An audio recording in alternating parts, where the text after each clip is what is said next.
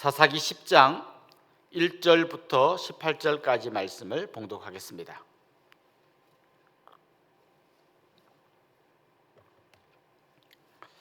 구약성경 사사기 10장 1절부터 18절까지 말씀입니다. 제가 봉독하겠습니다. 아비멜렉의 뒤를 이어서 이사갈 사람 도도의 손자 부하의 아들 돌라가 일어나서 이스라엘을 구원하니라. 그가 에브라임 산지 3일에 거주하면서 이스라엘의 사사가 된 지 23년 만에 죽음에 3일에 장사되었더라.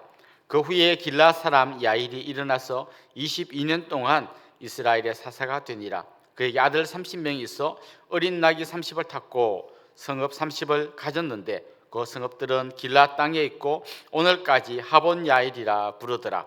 야일이 죽음에 가몬에 장사되었더라.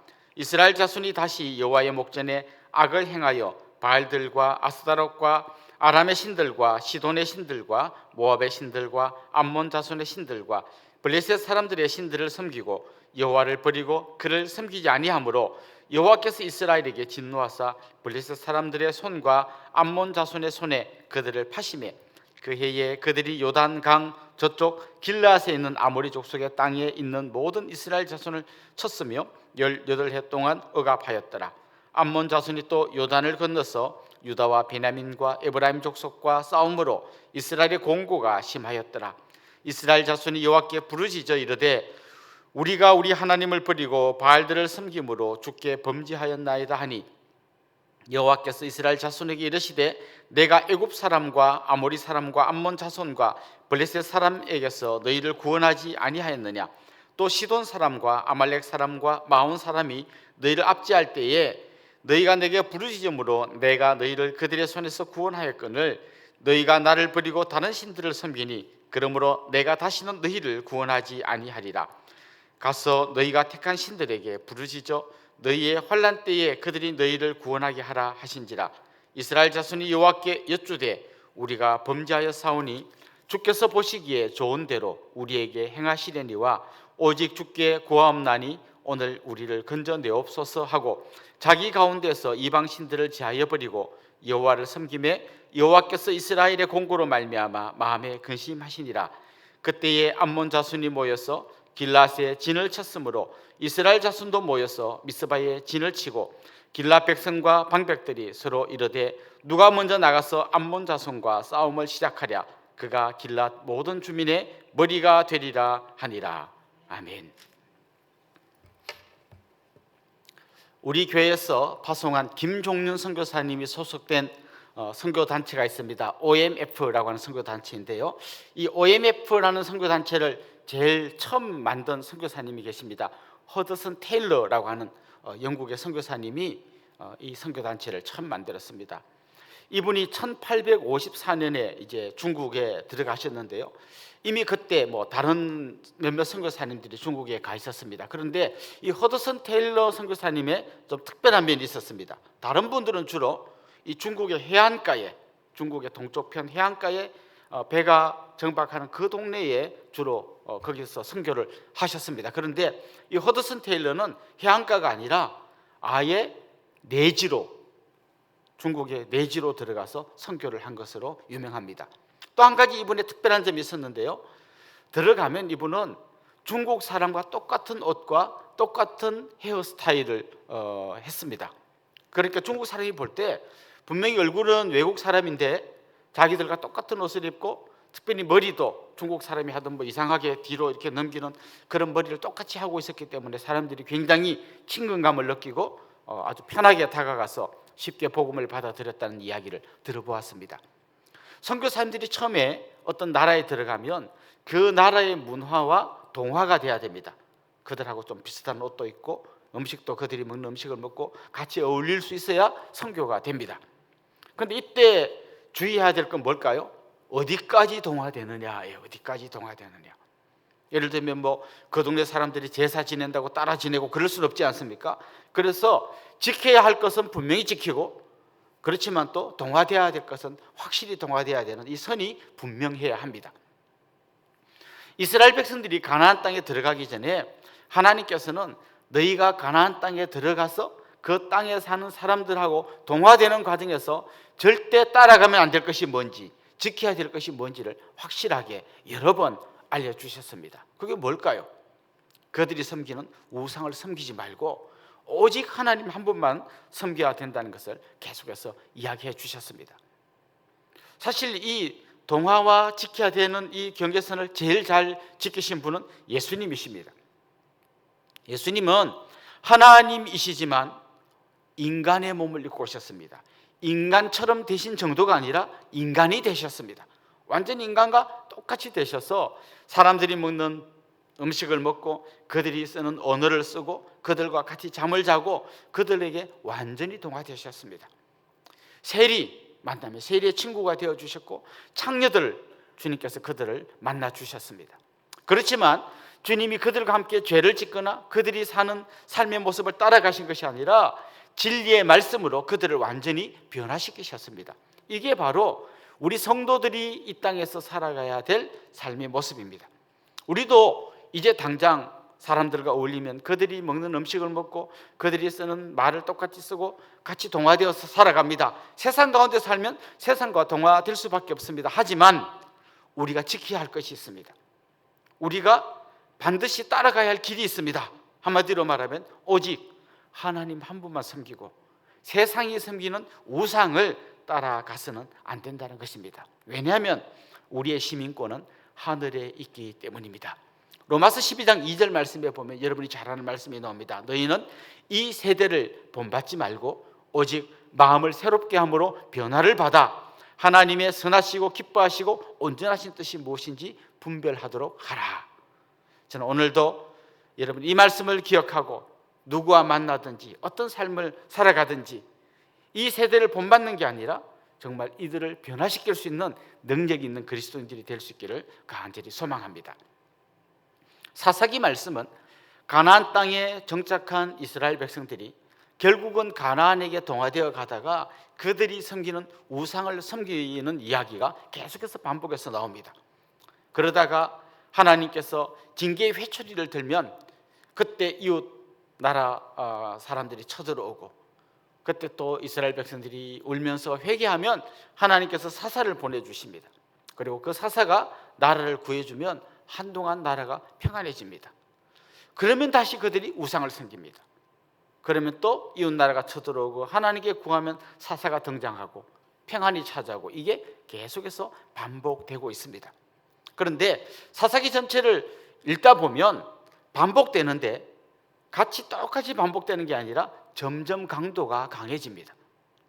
우상은 더 열렬히 섬기고 그 뒤에 그들의 회개나 이런 건 더 희미해집니다. 사실 오늘 본문부터 시작되는 사사기 10장부터 16장까지에 보면 이제 이야기가 계속 반복해서 나오는데요. 10장에서 16장 사이에 보면 7명의 사사가 나옵니다. 그런데 이 중에서 여러분이 들으면 나 이 사람 안다, 들어봤다 싶은 사람이 2명 있습니다. 입다라는 사사와 삼손이라는 사사입니다. 아마 여러분도 들어보면 많이 들어본 그런 이름일 겁니다.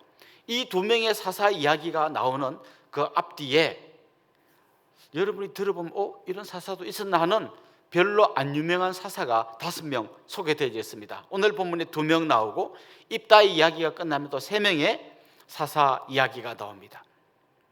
근데 이 사사들은 특별히 한 일이 없고 그냥 조금 나와요. 근데 사실 이 사사들의 등장과 이 사사들이 남긴 몇 줄 안 되는 기록을 보면 그 당시 이스라엘 백성들이 하나님 앞에서 얼마나 멀어져 가 있었는가를 알 수 있습니다. 오늘 본문을 좀 알게 해주는 중요한 사건이 이제 일어나는데 6절을 한번 보십시오. 이런 말씀이 나옵니다.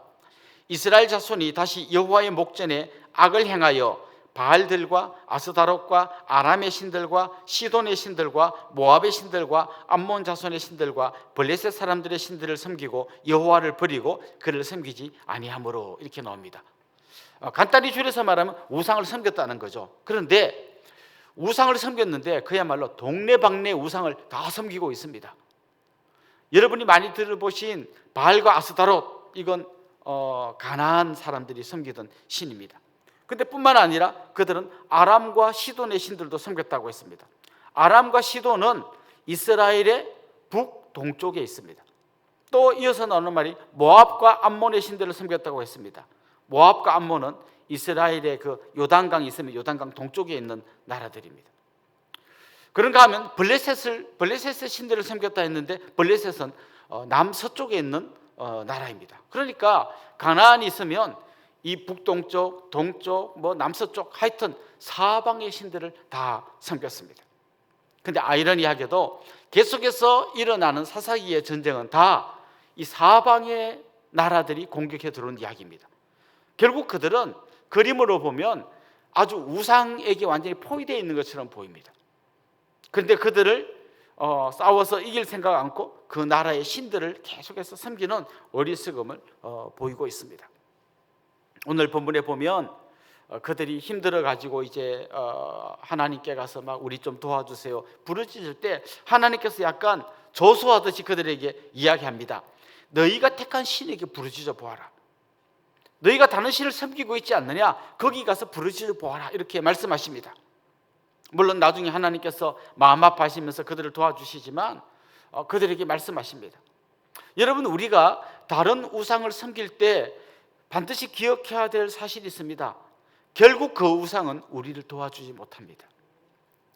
혹시 여러분 밀로의 비너스라고 하는 이 상을 기억하십니까? 어떤 분이 아주 재밌는 표현을 했는데 제 마음에 와닿았어요. 비너스에게는 팔이 없다. 밀로의 비너스 보면 팔이 없이 이렇게 있잖아요. 아주 좋은 표현 같아요. 비너스에게는 팔이 없다. 우상에게는 팔이 없습니다. 우상은 우리를 도와줄 힘이 없습니다. 예를 들면 우리가 돈을 우상으로 섬기면 하나님께서 우리에게 경고하시는 거예요. 한번 너 힘들어? 그럼 돈한테 가서 빌어봐라. 돈만 있으면 행복이 온다고 하는데 진짜 거기 가서 빌어봐라. 행복이 오는가? 무슨 말이에요? 아무리 추구해도 거기서는 행복이 오지 않는다는 거죠. 쾌락 끝까지 한번 추구해봐라. 그게 행복한가? 명예를 얻고 권력을 얻고 다른 사람을 통제하고 뭔가 편안한 삶을 추구하는데 끝까지 가봐라. 그게 진짜 행복한가? 그렇지 않습니다. 우리가 좀 부러워하는 어떤 나라가 있습니다. 저 북유럽 같은 데 가면 이 복지제도가 너무 잘 돼 있습니다. 그냥 직장 안 다녀도 다 월급 나옵니다. 우리가 요즘 많이 들어보는 기본소득 이런 거 다 돼 있습니다. 근데 그 나라의 이 젊은이들은 한마디로 꿈도 없고 희망도 없습니다. 왜요? 열심히 일 안 해도 다 나라에서 다 해주는데요. 굉장히 좋아 보이지만 그거는 어떤 한 부분을 약간 해소해 주는 거지 궁극적으로 우리에게 행복을 주지 않습니다. 이 이스라엘 백성들이 왜 끊임없이 우상을 섬기는 걸까요? 그들은 우상 숭배를 통해서 무엇을 얻고 싶어 하는 걸까요?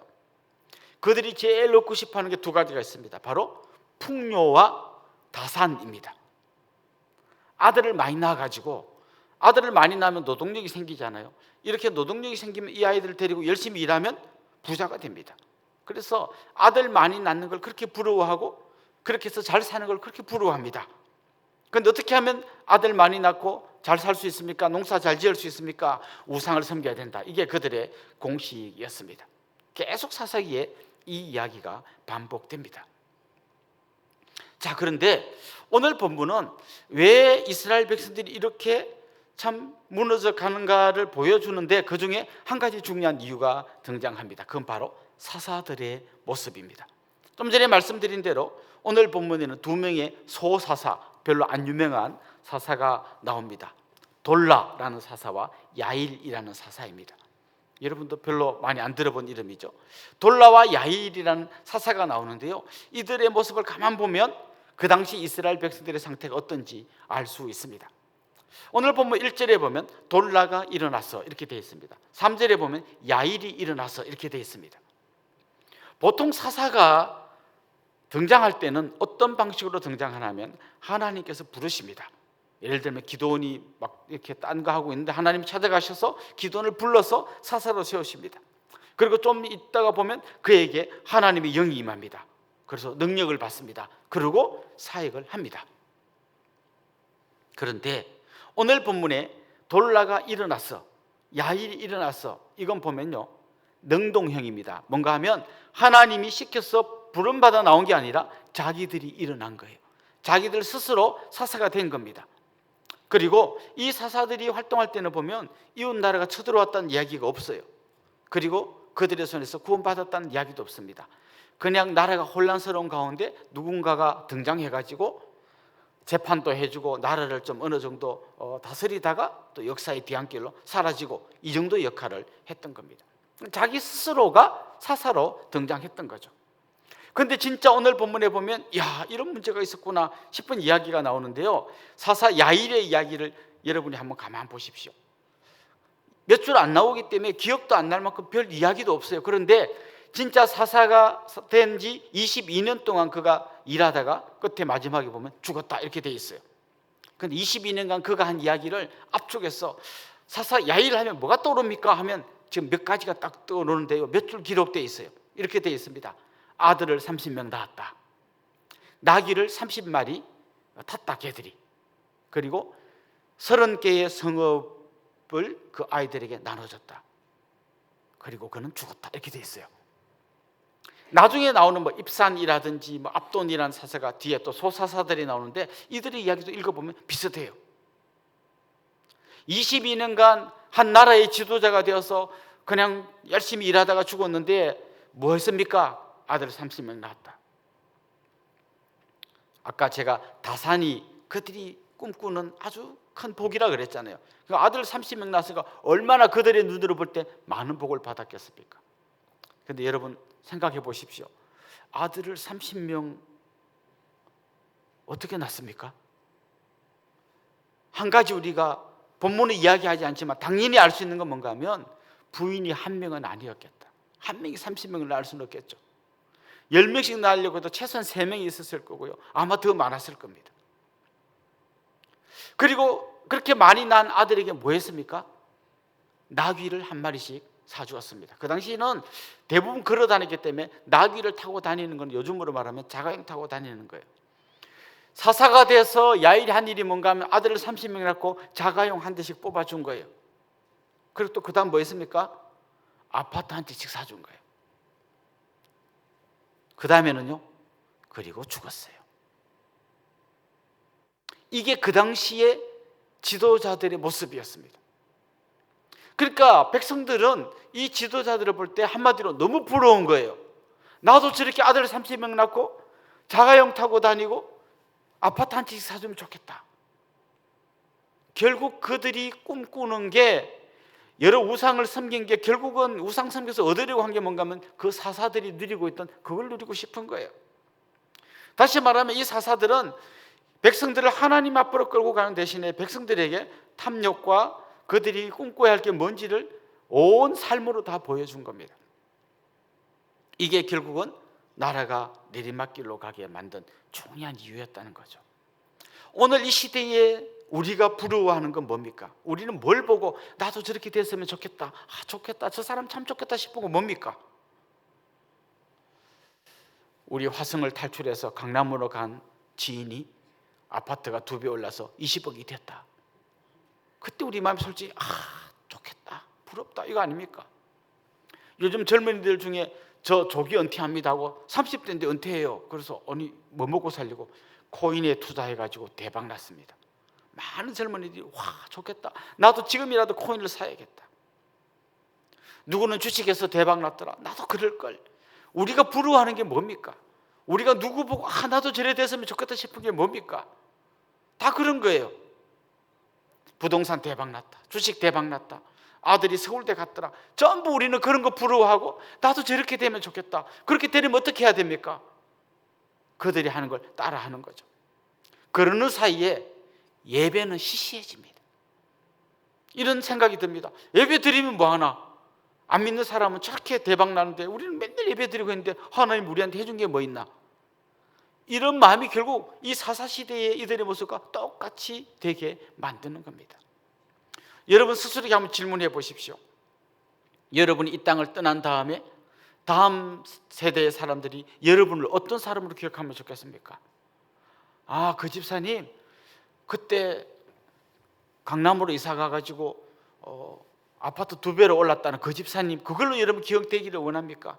아들에게 아파트 한 채씩 사주고 자가용 한 대씩 뽑아주고 그러고 죽은 게 여러분 인생을 요약한 그런 인생으로 요약되고 싶습니까? 결국 우상 숭배의 결국은 이것입니다. 그렇게 화려해 보이지만 본인이나 자녀들도 절대로 행복해지지 않는다는 것입니다. 사랑하는 성도 여러분, 오늘 본문은 우리에게 묵직한 질문을 던집니다. 당신이 꿈꾸고 있는 게 무엇인가? 어쩌면 우리는 이 새벽에 정말 간절히 기도해서 정말 신실한 그리스도인인 것처럼 보이지만 우리 안에도 만약 하나님 결국 우리 아파트 2배로 오르고 주식 대박나게 해주시고 그게 우리 기도의 전부라면 우리 역시 이 자리에 앉아있지만 또 다른 우상을 섬기고 있는 사람들일 수 있습니다. 사랑하는 성도 여러분, 오늘 이 아침 여러분 마음속에 이런 기도가 있으면 좋겠습니다. 하나님, 내 행복은 오직 하나님에게서만 얻을 수 있음을 믿음으로 고백합니다. 하나님과 내 사이가 더욱더 가까워지게 해주십시오. 내 안에 주님을 사랑하는 마음이 더욱 뜨거워지게 해주십시오. 내가 가지고 있는 모든 것들은 하나님이 하나님의 사명을 감당할 때 사용하라고 주신 도구일 뿐이지 내가 섬길 대상이 아닙니다. 이렇게 믿음으로 고백하면서 하나님 앞에 나아가는 그런 귀하고 복된 믿음의 사람들이 될 수 있기를 주님의 이름으로 축원합니다. 기도드리겠습니다. 하나님 아버지, 자녀들 많이 낳아서 집 한 채씩 사주고 자가용 뽑아준 걸로 우리의 인생이 기억되지 않게 해주십시오. 정말 우리 마음 안에 하나님 한 분을 향한 뜨거운 사랑이 일어나게 하여 주시고 주님과 동행하는 것이 기쁨이요 감격이 되게 하여 주시옵소서. 오늘도 기도하는 사랑하는 성도님들 마음속에 주님의 뜻을 구하게 하여 주시고 하나님의 나라를 구하는 귀하고 복된 믿음의 사람들이 되게 하여 주옵소서. 감사하고 예수님의 이름으로 기도드리옵나이다. 아멘.